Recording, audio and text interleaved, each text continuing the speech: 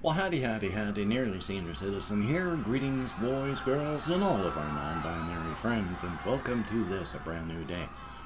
Just as a quick, real fast aside, I've talked before about how my voice is naturally deeper and lower. Like, the way I'm talking right now is very close to how my voice naturally is. It's just deeper and lower.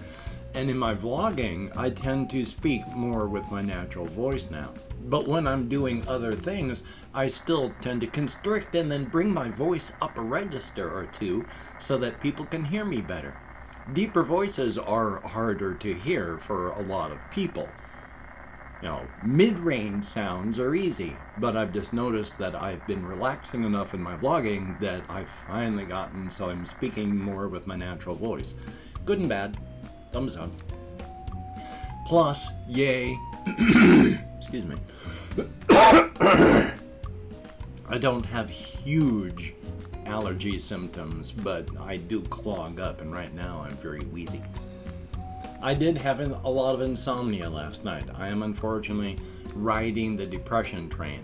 I have suffered from cyclical depression my entire life, and it's just been biochemical, where it's just been just my whole life. Since like 20 years back, things started to get a little more erratic because of all the medications and stuff that I've done my entire life, so it's become a little bit more random. And well, while taking ADHD meds, that also acts as a mood stabilizer because I'm able to deal with negative thoughts easier. Whereas before, untreated for my ADHD, you didn't have a chance. You felt your thoughts and then new ones came in before you could really deal with them. I describe it as, with all the things that I've learned with behavioral training and behavioral therapy, when I can feel myself climbing into the roller coaster car that's going to go on the depression ride, I can usually identify that. And so I can climb back out of the car, break my cycle of thoughts, and then get out of the car so I'm not going to go on a depression ride. Sometimes the ride has started and I'm still able to pull the emergency brake and then bail. There are other times, like for the past couple of weeks here, it's just I can do is just strap in, click the safety belt, and enjoy the ride. And so I've just been having to enjoy the ride. And one of the problems with depression is insomnia. So on top of the residual heat of the season, because I have heat-related insomnia, and then I'm having minor anxiety about a whole bunch of stuff, that doesn't make it any easier. So, yay, thumbs up. But I'm surviving, and that's good. Yay. And of course, if you ever remember, part of one of the reasons it's stimming, I've always talked with my hands. I do a lot of things with my hands, and doing this in front of the camera allows me to both talk with my hands and stim with my hands at the same time. So that's a large reason why I do it. Thumbs up for that. But taking a quick look onto my list here, because there are not a ton of stuff. Well, there actually is, but a lot of it is more just creative talk related. And so I'm going to be doing that because I want to talk more about the bone-hurting juice world. Yeah, and I got to come up with a name for it. I've been trying to come up with a name that like has B, H, and J in it, you know, like Bjornhelm, except it would be pronounced like Bonhelm because linguistic drift. So I don't know. We'll come up with something, but I did have a question in comments, you know, it's like, what can you talk more about what this divine conduit is? And the thing is, you have to remember that these people's view of Sayter as a god of knowledge and of preservation and such like that is just their interpretation of Sayter. To them, Sayter is that being. And so they send things to Sayter. But every single one of the cosmic horrors has Amaterasu. Their mother is of a species of being from another multiverse that is The closest you can really come as an analog is like an egg-laying insectoid type creature. Lays batches of eggs, trillions at a time, and if they're not fertilized, they hatch into these just drones. She's never going to have fertilized eggs in our multiverse, so there's just constant waves of sugo, and these are, they're like amoebic in that they are whatever their master wants them to be. For Amaterasu, they're just sort of amoeboid and they do their stuff. For Gotzi Ray, they look like small miniature versions of him. And for Sayter, you know, they're insectile looking like centipedes. But one of the things that they do is, even though the cosmic horrors to us at our level are like gravity and the speed of light, just things that there's no frame of reference between us and them, they have smaller things. After all, the Gakira Amaterasu has her children, the Angakira. And then when they have to deal with things on a smaller basis, especially in universes like ours, which would burn to quark ash in just picoseconds if they ever dropped in, they have a being called an Ong that they send down. And this being burrows into the reality of whatever universe it is in, lays its eggs, and then these 12 eggs hatch into these are the Ongoka, and then these are like, the Ongoka are effectively Cthulhu level monsters.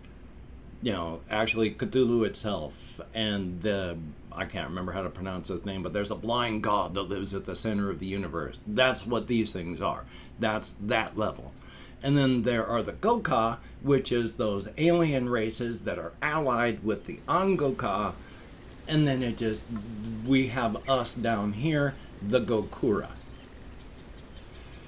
So the Sugo, they are made to do things for their particular master. Amaterasu sends these things out to all of her children, and they do things. But one of the things that they do, because the cosmic horrors are still interested in things, they are just constantly combing the entirety of the multiverse.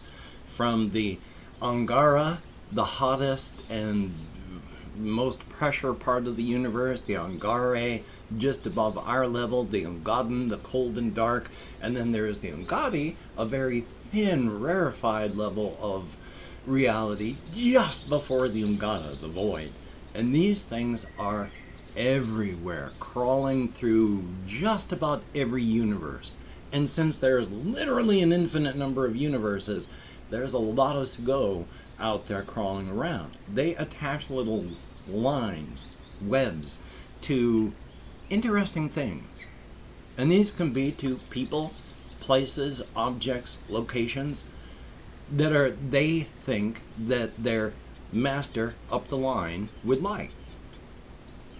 Like everything, these little lines, to run together faster, as you move up and away, they gather into bundles, and then these bundles travel further upward through realities to the Angoka, and by that time they've gathered into thicker bundles, thicker fibers, and then when they travel upward to the actual cosmic horrors themselves, they're like the huge transatlantic cables that carry all, like, the internet across the oceans on our world. There's nothing divine about these. They're just lines of communication. But on the bone juice herding world, they are very close to one of these big, thick lines. 99.99999 couple trillion nines that direction of races cannot detect these things in any way, shape, or form. The people that live in this universe, because they had the soap, they didn't, but reality soap bubbled a whole bunch of universes together, because they had, effectively each universe gets to roll 500 dice during its creation. One critical failure can destroy a universe. There were 50 rolled. The only thing that saved this particular subset of universes is of the entire 450 other rolls, they were all critical successes. All the other universes, variants thereof, that had like 50 critical failures, 449 critical successes, and 1 natural success, they all fail in time. Every single one of them. But the soap bubbled universes that blot together, they contain a whole bunch of the peoples and such, and the 450 critical successes not only saved all these soap bubbled universes, but they have that connection to Sayter's lines. As things were soap bubbling, there was a burst of energy and communication that went upward up the line and used the 450 critical successes to try and bully Sayter into doing something. Sayter did not. But at the same time, Sayter was also fascinated and ended up doing everything that was asked for. This is all figurative and metaphorical. This does not happen the way I talk about it. And so these people that live on the bone juice hurting world have effectively a tap into what they call the divine conduit, which is just a cable of communication traveling from everything this go find interesting upward to Sayter, and then traveling downward from Sayter and such to the smallest of the soldiers. They are allowed to tap into that. They have like a terminal, if it was in technological terms. As long as they send their findings upward and continue to please Sayter, they will be allowed to tap into and access information and be able to find out when things are happening on their universe and world, so that they can rush and get stuff. When they rush and get stuff, they make copies of it. They send the original off to Sayter. They have great appreciation for Sayter. Great appreciation. Not worship worthy, but great appreciation. So it's not really a divine conduit, that's just their interpretation thereof. They are a church, after all, and the church is all over the planet, constantly searching for things, and they're trying their best to keep knowledge in circulation. That's the word I was going to say, in circuitry, but in circulation. They are not just a church, they are also like libraries and schools. They teach all of the stuff that is safe for people, understandable for just people out here, and if you want to learn more, the church would be glad to have you come in and be a part of them. So they have libraries and they give classes, and they're doing their darndest to keep information from 15 million years ago. 3 different aeons, 3 civilizations back, but they have found information that is useful from back then, and they're doing their best to teach it and keep it alive. So the planet is really doing better that way. Now those are the major races that ended up okay. I'm going to talk about this one real quick, because the minor races, they kind of got done dirty. They're alive, but not much more than that. They're like goblins on this world, but they were saved, but little more than that.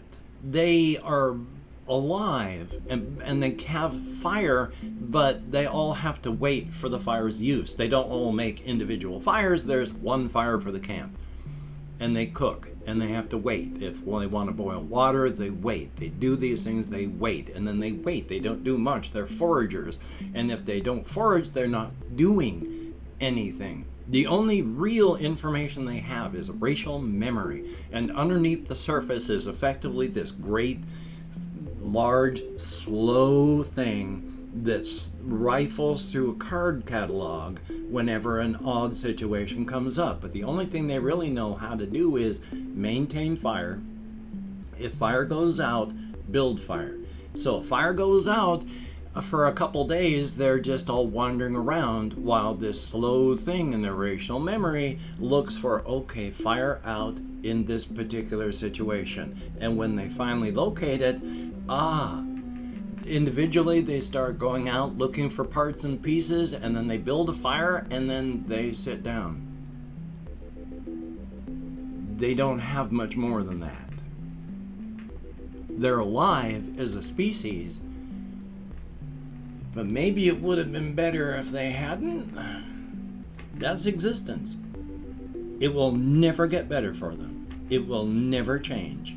There is only room inside of them for the racial memory of make fire, maintain fire, and then like 4 kilobytes out of the 50 gigabytes that were available for personality and living. So they got done dirty.